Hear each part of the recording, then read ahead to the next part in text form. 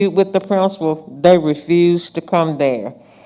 And we had a superintendent, if y'all know Mr. Painter, John Painter was the superintendent when I first started for Lee County. John Painter said he would tell all the new teachers, says, when you get to your job situation, there's going to be one person there that's negative, and you need to stay away from that person. So at the school where I worked, I saved them the trouble. I said, look, I'm that one that he was talking about. Stay away from me because I'm the one that's negative with this. And I really was. But the principal in that situation, I mean, they just lost a whole lot of valuable, and that's the leadership that we had. Not everybody else was like that, but because he set the tone for the school. And I'll tell you where it was. If anybody's here from Beulah, I'm so sorry. Beulah, I call Beulah a hellhole. I would tell everybody when I lived there, if they offered me some land in Beulah, I'd give them $1 and I want 99-cent change. That's the only way that I would have lived in the Beulah community. I think maybe it's gotten a little bit better now because I'm not up there, but Okay. it didn't work very well. Well, I'm sure they miss you. I'm sure they miss you. No, they didn't. I can say because the school approached me several years ago to work with the at-risk youth. So I did a lot of work with some of the males at the alternative school. I started what I call a mentor project. That's one of the things that I love to do. I have the opportunity to do it in my regular job, but I also do it in my spare time too. So I develop curriculum for at-risk youth and for other, groups and participants for a lot of different areas, a lot of leadership type courses. But I developed some, I called it the Mentor Project. And we've been doing that I've been doing that with Opelika City Schools for the past 5-6 years. We didn't do it this year because of the pandemic, but I work with middle school kids, and again, very diverse group of kids, middle school kids, high school kids, the students at the alternative school, 5th grade, and then the last few years, they even wanted me to work with 2nd graders because they want to kind of, get that message out there earlier in life. And so, Don't you want to start back? oh, absolutely, yeah. On your own?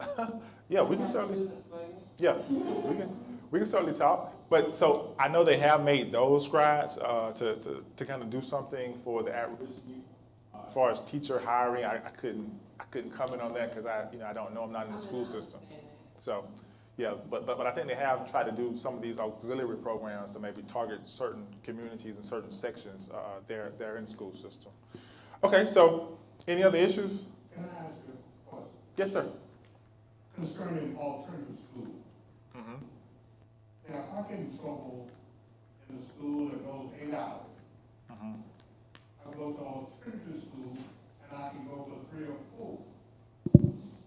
So is that it seems to be a reward in me going to alternative school. Seems counterproductive, right? Yeah. Counterproductive. Mm-hmm. Is Gotcha. there a reason why it's like that? I have no idea. I'm sure they have some kind of theory or reasoning behind it to try to encourage the kids to get back into regular school. When I was over there, this is just my own interaction with the kids. Some of them really did see it as a negative. They really were trying to get back into regular school. But I think you will, just like with just like with anything, I think you will see some that'll fall through the cracks. I think you will see some that will just say, well, like you said, this is only 3 hours a day. I'll just kind of stay over here and just, finish up my degree over there. But I do know they have certain reward systems in place to try to encourage you to get back to the high school. One thing is that you can't participate, and again, this is from my knowledge. I'm not an Opelika City School official, but sure. But I do know that you can't participate in any school events. So you can't go to a football game, basketball game. You certainly can't play football or basketball if you're in the alternative school, but you can't even go to the game. And so I know those are some incentives for those kids to do right to get back over to the regular school. And most of them, I think, end up getting a chance to go back. I think there may be one or two that kind of fall into that category that you're talking about. And from my conversation with some of the school officials, a a high percentage of them do end up finishing high school. And so that's their ultimate goal, to make sure those kids finish high school. Because before, if you'll recall, what used to happen, they would get in trouble and they would just send them home. They saw that as not being beneficial because the parent wasn't there. They're just getting into more trouble. And so this was an alternative to just sending them home to sit and to get into more trouble all day.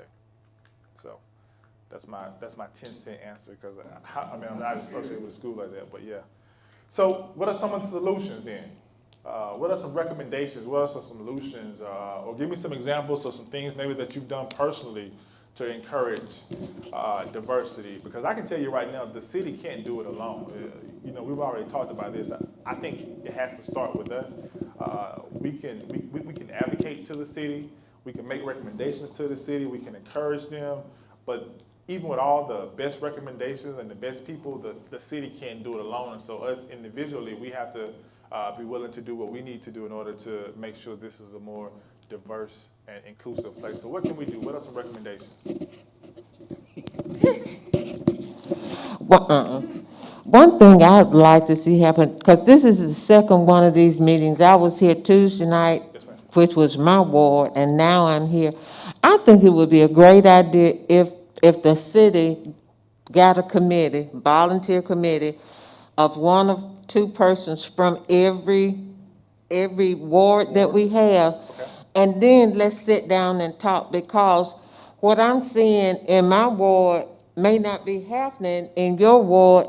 And when we're separated like this, we're really not getting the whole picture from what's happening in Opelika. So I think that would be a first step, Okay. is to let's find out what you got going on in your ward, what's going on in this ward, and how is this working, and let's try it in our ward. So, you know, so we can't say it won't work if we've never tried it. So I think that would be a great idea, just to throw ideas and stuff out of things that are working in their communities. Yeah, good idea.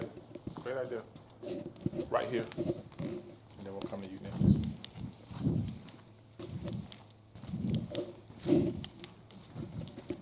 I want a pretty dress for next week now. I got you. Ooh. We gotta buy you some more shoes, so. I think that maybe some of the leadership in the city, the boards and et cetera, if we had a little bit more diversity on that, some representation from across the board, from the different wards, similar to that, but then put them in leadership positions so that they can see what it takes to run the city. Yes. You know, I'm a native Opelikian, and and I'm of age, but basically, growing up, you're kind of, and I'm right on the cusp of segregation, 60s, 70s child, but you're right on the cusp of it, but some of that bleeds over. Sure. And it's just some of the opportunities that, being black in Opelika, you just weren't involved in certain activities, exposure to certain activities. And I think it's high time that we open up those opportunities for exposure, because I think that typically bleeds to the retractions. Okay, I'm in my, this is me, this is you. And so it does not lend the opportunity to really cross-reference each other and learn from each other. And that's because, I don't know much about the boards, but, if folks are on the boards and they're a 20-year term, it just doesn't tend to lead to more diversity on that board, because I just think that we do have some opportunity there. Yeah. Especially in the leadership sectors of the city, Yeah. and not, Sure. not in certain communities, but just the leadership, Yeah. and so you can hear everybody's voice. Yeah, need some new faces. Just one quick point, through my regular job, I get a chance to travel all across the state, all over the country, and, that's one thing that I really focused on, is empowering these disenfranchised groups. And so one thing that we've started doing in several of the communities that we work in, because sometimes these leadership programs, they all look the same. And again, I'm not knocking any leadership program, because I understand what you're trying to do, but it'll be the bank president, it'll be a city council person, it'll be a county commissioner person, that type of stuff. But what we did within this community, we looked at the people in public housing. We said, hey, those are leaders, and they deserve opportunities just like everyone else. And so we actually started like a public housing leadership program. And then once they completed that, we advocated for them to have positions on these boards and to go up for some of these jobs that were being made available. And so I hear and see exactly what you're saying there. Yes, sir. Oh, it does. It helps. Yes, ma'am. Yes, sir. One of the things that seems to separate us a lot, in my opinion, is education and the lack of emphasis on education for everyone. And I'll give you a couple of examples. Just recently, I was driving through Opelika. I happened to see two young white boys, and they're helping their parent with his job when they should have been in school and should have been being educated. I was doing some work for a black lady, a group of us guys, helping repair her trailer. Okay. She has two small grandchildren that should have been in school. And I said to the two boys, "Are you guys not going to school today?" "Oh, we don't need to go to school today." Part of our problem, a huge part of our problem, in my opinion, has to do with education. We ask what Opelika is doing. You know, we've got some kindergarten classes that are happening around. Greater Peace has 2 classes. We have 2 down at the railroad. We've got 2 others at some places like that. But we've got to emphasize that education is part of the way you progress up the ladder. And it doesn't matter if I'm green or white or black or what color. Sure. It's that education that's so important. The other question, and George and I had this conversation today or yesterday about the number of non-white teachers in the school, and my question was, how many do we have applying? You know, what is the supply? Right. And I don't know the answer to that question, but that might be something that we look at. And if we don't have a supply of good teachers, then we need to emphasize and we need to say to young people, we need you in education. You can influence people if you're in education. Yeah, I've heard that one before. So let me provide a brief comment. Again, we work with so many communities I can't even count, and so I think we have to be cognizant of our recruitment process. I would say. I was working with this one community, and they were only sending stuff out to this organization or that organization. Well, this organization and that organization, they may not have any access to minority groups, and so you're only going to kind of get a certain, group of people that are going to apply for that. And so I was telling this individual, I was saying, hey, Alabama State's right there. Reach out to them. If you don't have any contacts there, I do. Tuskegee University is right there. If you don't have any contacts with them, I do. And so I guess. I think one thing that could help with that would be to expand the recruitment process, meaning like develop partnerships with these organizations that have access to Hispanics, to Black, to Asians, so that they can apply for these positions. And I think that will really be beneficial and helpful. And I think also too, and I've seen certain organizations do this where they've instilled this certain policy in place where they got to have 30% of minorities to actually be qualified applicants before they'll even move forward with a particular job. I've seen that work as well. So it really just, I think that's worth looking at and to see their recruiting process. And then if they have issues with that, I think they need to clear that up. But then, like I said, there's been some other policies in place that says, hey, you have to have 30% of your applicants have to be African American before you can actually move forward and actually hire somebody from this particular position. So it's about giving them opportunity. Not saying you have to hire them because they're African American or Hispanic, but just saying at least you found some qualified people that can potentially hold that particular job. We just come back to that. Sure. So I'm a veterinarian. I had the opportunity to teach at veterinary school. Veterinary school has worked really, really hard to try to be diverse. Yes. But we just have not been able to get The diversity that we need to have. Yeah. And sometimes even recruiting all over the place, Yeah. you still don't get those numbers that you need. Sure. Yeah. I mean, it's not an easy thing. It takes effort. It certainly takes effort for sure. I'll certainly agree with you there. Who's next? I'm sorry. I think just YouTube. on the the job situation, just so everyone will know, this is just a public service announcement. Every city, school system, every company, I'm a small business, we have to have it, they have an EEO file. So if you ever want to know how many people have applied for a job of a certain demographic, they will have to open that information up to you so you can find out how many people have applied in the city. So that way, it won't be speculative. You won't think, oh, the city's just discriminating. You can actually have data and then decide how to make changes based on that. But anyways, what I was about to say, I think the way we work at this and start is to find something in common that we can all work toward.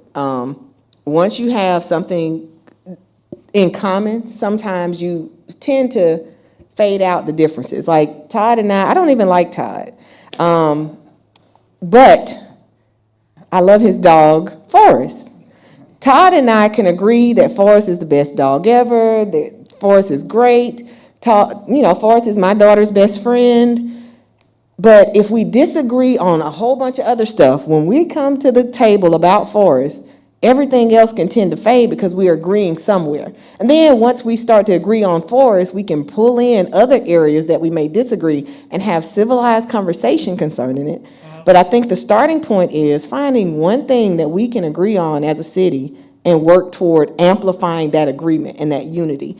Whether it is the ward captains, whether it is, everybody just pick a green day, everybody wear green in Opelika that day, citywide, whatever. Unify in one spot first and build from there. But if we keep, trying to think about it and not make an action step toward it, we won't ever get there, so. I certainly appreciate that, and I think we've had certain events like that in the past, like with the school system, talking about the school system, when they had the one book, one city. Do you guys remember that, when they brought Tony Dungy? I thought it was a great unifying event, and it really helped the students out. According to the officials that I spoke to, the literacy rate increased by, no, it was the graduation rate increased by 10%. Just from, I think within 1 year, it increased by 10% because of the community coming together and doing things like that. So I would agree we need more community-wide, unifying events such as that. Yes, ma'am. I think that music is the universal language. And we have opportunities in Opelika we have an Opelika theater company. We have all kinds of activities like that, but they're not really open to Opelika. They're open to a certain segment of people. And I think of the children that are in the housing units. The public housing. They don't have those opportunities.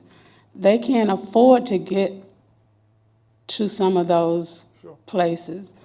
They don't have transportation. Parents don't have transportation.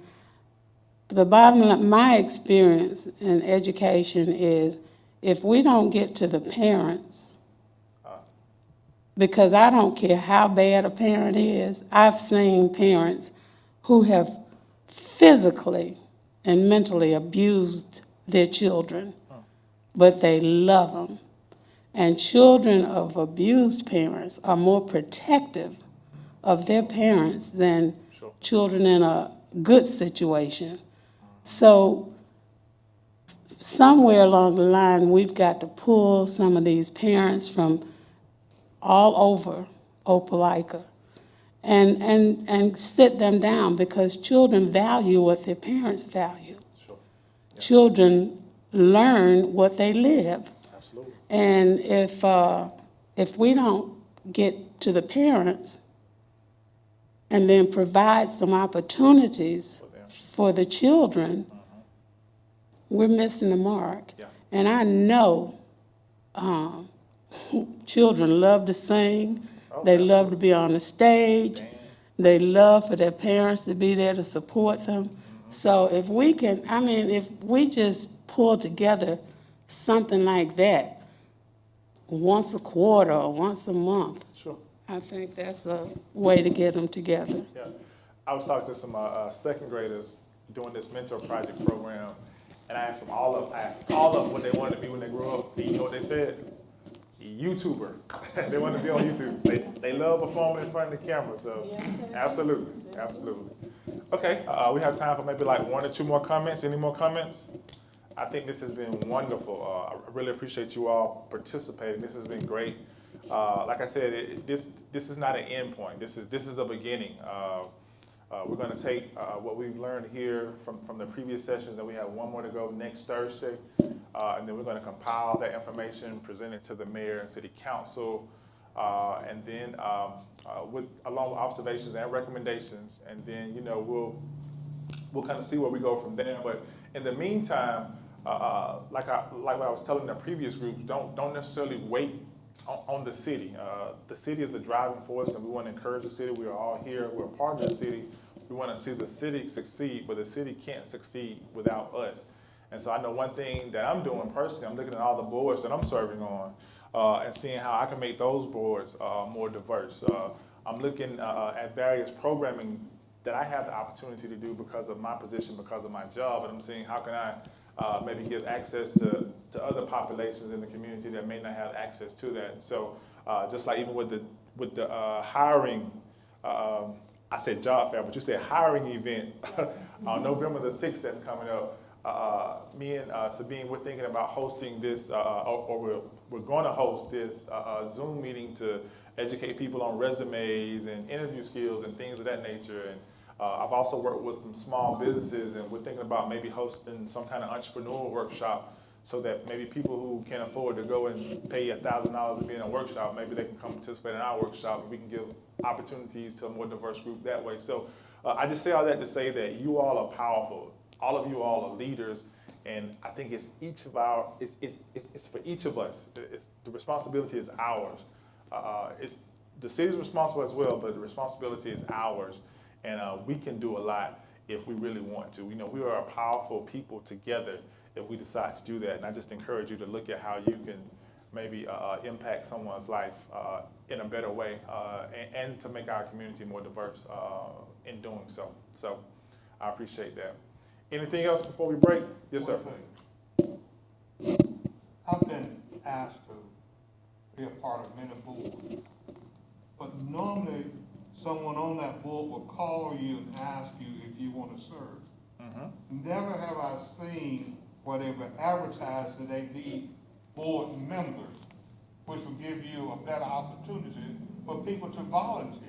Sure. But very, very seldom have I seen them ask for volunteers. They normally call who they want to serve on these boards. Right. Yeah. And we can't get a diversity. We'll never get one. And I don't like to use public housing like it's a bad word, but we would never get some of the different people to serve until we open it up to everybody. Sure. Agreed. Any more comments? All right, well, thank you very much. This has been a wonderful session. Really appreciate your participation. Take care. Appreciate you. Thank you.